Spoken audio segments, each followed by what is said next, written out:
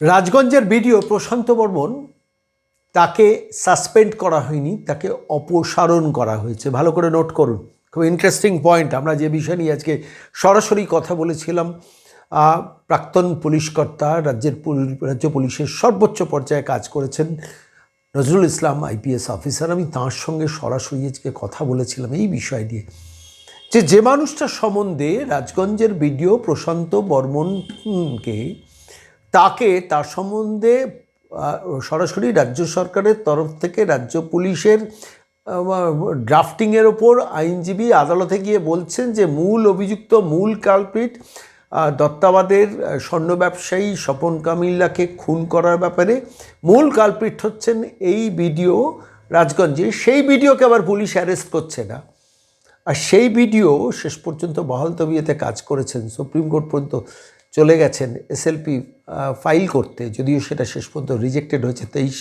তারিখ। আগামী পরশু দিনের মধ্যে রাজগঞ্জের ভিডিওকে শেষ পর্যন্ত সারেন্ডার করতে হবে। করবেন কি তিনি, সেটা তো কোটি টাকার প্রশ্ন, কারণ তার হাতে, তার মাথায় কার হাত, আমাকে এই বিষয়টা ভাবিয়েছে। কিন্তু আরও একটা নতুন ইন্টারেস্টিং পয়েন্ট, আমি এটা নিয়ে একাধিক এপিসোড করেছি, আর একটা ইন্টারেস্টিং পয়েন্ট আজকে আমাকে একজন প্রাক্তন WBCS অফিসার নোট করলেন। বলেন যে হ্যাঁ, সর্বোচ্চ প্রভাবশালীর, দ্বিতীয় প্রভাবশালীর হাত তো আছে, এতে অস্বীকার করে লাভ নেই। সোনা ব্যবসা, সোনা বৌঠান, আপনারা বলেছেন যে সোনা পাচার, এবং সেই সঙ্গে সোনার সঙ্গে পুরো ব্যাপারটাই এই খুনটা যুক্ত, সমস্ত মিলিয়ে আপনার বক্তব্য ঠিক। কিন্তু তার সঙ্গে আরেকটা তথ্য আপনি নোট করুন।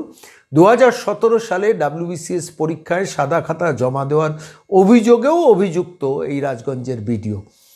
ফলত তিনি ধরা পড়ে গেলে, তিনি যদি সেই সময় WBCS চাকরির সাদা খাতার এপিসোডটাকে ক্লিয়ার করে দেন, প্রকাশ্যে যদি বলতে শুরু করেন, তাহলে কি সেটাও তাকে, এই রাজগঞ্জের ভিডিওকে, প্রশান্ত বর্মনকে প্রোটেকশন দেওয়ার আরও একটা কারণ নয় কি? প্রশ্ন অনেক, উত্তর অধারা, কেন এই রাজ্যের এটা প্রতিষ্ঠিত সত্য। রাজ্য পুলিশ, রাজীব কুমারের পুলিশ প্রশান্ত বর্মনকে বাঁচিয়েছেন আন্ডার ইনস্ট্রাকশন ফ্রম প্রভাবশালী বা দ্বিতীয় প্রভাবশালীর নির্দেশ মোতাবেক। এটা স্পষ্ট হয়ে গেছে।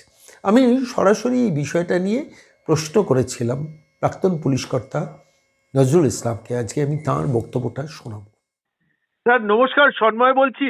রাজগঞ্জের ভিডিও প্রশান্ত বর্মন, তাকে এখনো পর্যন্ত রাজ্য সরকার প্রকাশ্যে অন্তত বললেন না যে সাসপেন্ড করা হয়েছে, অথচ রাজ্যের আইনজীবী আদালতে গিয়ে দাঁড়িয়ে বলছেন যে এই প্রশান্ত বর্মন মূল অভিযুক্ত, তিনি যে অন্যতম হত্যাকারী তার যথেষ্ট নথি আমাদের হাতে আছে, সেই জন্য স্যার জামিনটা বাতিল করুন, এবং হাইকোর্ট সেই অনুযায়ী জামিনটা বাতিল করেছে। আমার আপনার কাছে প্রশ্ন, আপনি দীর্ঘদিনের অভিজ্ঞ একজন মানুষ এবং সরকারের অধীনে কাজ করেছেন, এখানে তো নর্মাল কোর্সে কি প্রশান্ত বর্মনের সাসপেনশনটা হওয়া উচিত ছিল না, শুধু অপসারণ? অর্থাৎ তোমাকে পোস্ট থেকে সরাচ্ছি কেন, তুমি থাকছো না বলে তোমার কাজের ব্যাপারটা ব্যাঘাত ঘটছে, কি বলবেন? দেখুন, WBCS অফিসাররা যেদিন থেকে নিয়োজিত হন, তারা ডেপুটি ম্যাজিস্ট্রেট এবং ডেপুটি কালেক্টর। তো তারা বিডিও থাকেন, SDO থাকেন, বা ADM হওয়ার আগে পর্যন্ত, প্রমোশন যাওয়ার আগে তারা ডেপুটি ম্যাজিস্ট্রেট এবং ডেপুটি কালেক্টর থাকেন। তো রাজগঞ্জের বিডিও থাক আর অন্য জায়গায় বিডিও থাক বা অন্য পোস্টে থাক, তিনি ডেপুটি ম্যাজিস্ট্রেট এবং ডেপুটি কালেক্টর প্রভাবশালী পদ। তো তিনি যদি প্রভাবের পদে থাকেন, খুন করার পর তার প্রমাণ পুলিশ পাওয়ার পর, তাহলে তদন্তে তিনি প্রভাবিত করতে পারেন, কাজেই তাকে সাসপেন্ড করা দরকার ছিল। তারও আগে আমি বলবো যে পুলিশের হাতে প্রমাণ আসার পরও তিনি অফিস করেছেন, প্রকাশ্যে ছিলেন, পুলিশ যে গ্রেফতার করেনি, এই যে তারপরও তাকে সাসপেন্ড করা হচ্ছে না, কোর্টে গিয়ে সে বেল চাইছে, সুপ্রিম কোর্টে যেহেতু বলে দিয়েছে 23 তারিখের মধ্যে তাকে সারেন্ডার করতে হবে, সেই জন্যে এখন কিছু কাজ দেখানো হচ্ছে। কিন্তু আমার মতে এটা তাকে রক্ষা করার জন্যই করা হচ্ছে, তার সাজার জন্য কিছু করা হচ্ছে না। বলুন। আমার আপনার কাছে এই জায়গাটা একটা, মানে টেকনিক্যাল জায়গাটা আমি একটু ধরতে চাইছি বলে আমি আপনার কাছে বারবার এই বিষয়েই প্রশ্ন করছি। সেটা হচ্ছে, সরকার তার তার তার অফিসাররা মনে করছেন যে ইনি অপরাধী এবং তার ডকুমেন্ট, তাদের নথি হাতে রয়েছে। তারপর দেখুন, হ্যাঁ বলুন আপনি। হাইকোর্টে যখন একজন আইনজীবী বলছেন, হুম তিনি তো তদন্ত করছেন না, হুম পুলিশ অফিসাররা তদন্ত করছেন। হুম হুম অর্থাৎ তদন্তকারী অফিসার তাকে যে রিপোর্ট দিয়েছেন হুম উনি তার উপর ভিত্তি করে বলছেন। হুম তার মানে পুলিশের কাছে যে প্রমাণ আছে যে তিনি যে হত্যার ঘটনা ঘটেছে তাতে মূল অভিযুক্ত, হুম তো সেটা কোর্টে যখন বলছে তখন পুলিশেরও উচিত ছিল তাকে কিন্তু গ্রেফতার করে নেওয়া।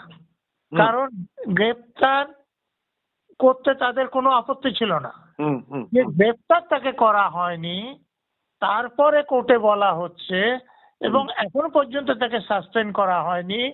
এর থেকে বোঝা যায় যে দেখুন তার মাথায় উপরের কোনো বড় কারো হাত আছে এবং তাকে রক্ষা করার চেষ্টা করা হচ্ছে, তার সাজার ব্যবস্থা হচ্ছে না। হুম, বলুন। হুম। এটা ঠিকই, কিন্তু এটা ভুল একটা মেসেজ গেল না? মানে আমি বলছি, যারা অপরাধ জগতের লোক তারা মনে করবেন যে আমার শাসক দলের কানেকশন থাকলে আর টপ লেভেলে কানেকশন থাকলে তাহলে পুলিশই আমাকে বাঁচাবে। গোয়েন্দারা গেলেন। আমি আপনাকে একটা ছোট্ট তথ্য এই প্রসঙ্গে স্যার নোট করিয়ে দিই। সেটা হচ্ছে বিধাননগর, দক্ষিণ বিধাননগর থানা থেকে সম্ভবত এটা সিআইডি বিধাননগরের হাতে দেওয়া হয়েছিল। তারা গিয়েছিলেন উত্তরবঙ্গে এবং সেখান থেকে সলিল সরকার এবং মানে ওখানকার একজন নেতা এবং তার ড্রাইভার, একজন ঠিকাদার, তার ড্রাইভার, তাদের সবাইকে গ্রেফতার করেছেন এবং ওই কুচবিহারের রাজগঞ্জে ওই অঞ্চলে থেকে পুলিশ অপারেট করেছেন। কিন্তু তখন রাজগঞ্জের বিডিও কিন্তু অফিসে কাজ করেছেন, তাকে ডেকে একবারের জন্য ইন্টারোগেট করেননি। মানে ইনস্পাইট অফ দ্য ফ্যাক্ট যে তার দিকে অভিযোগের আঙুল বারবার উঠেছে।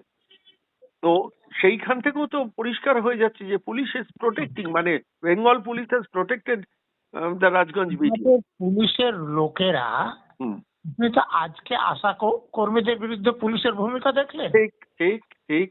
তো আপনি ফারাক্কাতে দেখেছেন, আমিনুল ইসলামের ক্ষেত্রে কি করবি না? বামপন্থীতে দেখেছেন, কুলতলিতে দেখেছেন। হুম হুম হুম তো এখানে পুলিশের লোকেরা নিরপেক্ষভাবে কাজ করে না। হুম হুম হুম হুম হুম উপরের পুলিশ অফিসাররা এবং উপরের পুলিশ অফিসারদের যে পুলিশ মন্ত্রী যেরকম বলে দেয় সেরকম করে। তো হুম, এখানে পুলিশ মন্ত্রী নিশ্চয় তাকে গ্রেপ্তার করা বা জিজ্ঞাসাবাদ করার সিগন্যাল তখনও দেননি, ঠিক। সেই জন্য তারা করতে পারেননি। পরবর্তীকালে আপনারা হইচই করার পর হ্যাঁ। হুম, কোর্টে গিয়ে তারা এটা স্বীকার করতে বাধ্য হয়েছেন এবং পুলিশ তখন তাদেরকে যেটা বলে দিয়েছেন সেটা তারা বলেছেন। কিন্তু তাকে যে রক্ষা করার চেষ্টা করা হচ্ছে এবং তিনি কিভাবে চাকরি পেয়েছেন, হুম হুম দেখুন, সেটাও একটা দিক।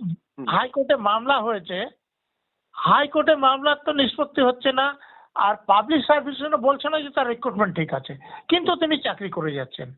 এটা একটা গণতান্ত্রিক দেশে চলতে পারে না। পুরো ব্যাপারটা গোলমেলে এবং শাসক দলের কোনো বড় কারো মাথায় হাত না থাকলে এটা সম্ভব নয়। ফর ইউর ইনফরমেশন স্যার আপনাকে বলি, সেটা হচ্ছে রাজগঞ্জের বিডিও সাদা খাতা পিএসসি রেটায় 5 জন প্রধান বিচারপতি বদলে গেছেন কলকাতা হাইকোর্টে। 16-17 বার শুনানির জায়গায় এসছে, কিন্তু শেষ পর্যন্ত আর ফাইনাল শুনানির দিকে যায়নি। ওদিকে পাবলিক সার্ভিস কমিশনের চেয়ারম্যান এখনো পোস্টেড নন, অর্থাৎ পাবলিক সার্ভিস কমিশনের চেয়ারম্যান নেই। ফলত এই আরটিআই করার পরও মানে সমস্ত তথ্য বার করার পরও এই সাদা খাতার ভিডিওর অপশনটা কিন্তু ক্লিয়ারেন্স হচ্ছে না। এখানে একটা বড় নেক্সাস পুরো ব্যাপারটা অপারেট করছে, যেটা আমার অন্তত সন্দেহ হচ্ছে অ্যাপারেন্টলি দেখে, যে যেখানে দাঁড়িয়ে কোর্টেও পুরো ব্যাপারটা শুনানিটা পর্যন্ত পিছিয়ে যাচ্ছে। কেন? ওয়াই? আপনি পিএসসি চেয়ারম্যান নেই বললেন না, হ্যাঁ, মানে স্থায়ী চেয়ারম্যান নেই। তাই চেয়ারম্যান নেই। রাজার পদ কখনো খালি থাকে না।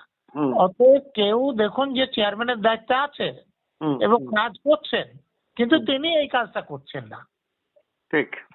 এমন হতে পারেন না যে কেউ চেয়ারম্যানের কাজ দেখছেন না।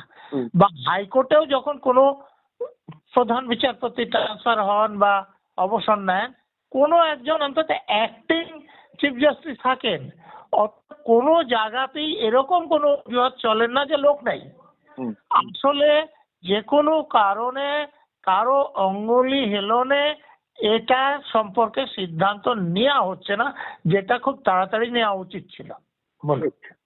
অনেক ধন্যবাদ স্যার। আমার এইটুকুই আপনার ওপিনিয়নটা জানার ইচ্ছে ছিল যে দীর্ঘদিন আপনি পুলিশ প্রশাসনের সর্বোচ্চ স্তরে কাজ করেছেন, ফলত আপনারও ফিলিংসটা কি এই ব্যাপারে, আপনার কি মনে হয়েছে? অনেক ধন্যবাদ স্যার সঙ্গে থাকার জন্য। অনেক ধন্যবাদ। নমস্কার, অনেক ধন্যবাদ। নমস্কার। নমস্কার।